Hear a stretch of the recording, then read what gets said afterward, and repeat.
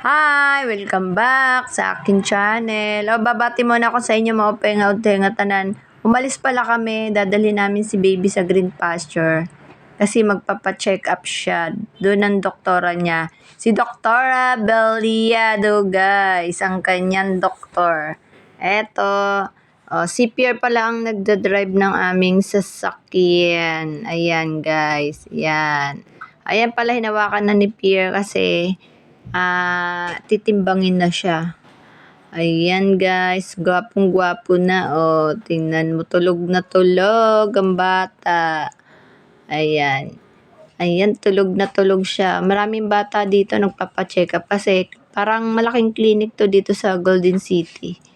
Ayan, tingnan mo guys, ang daming tao. Ayan. Marami nagpapa-check up.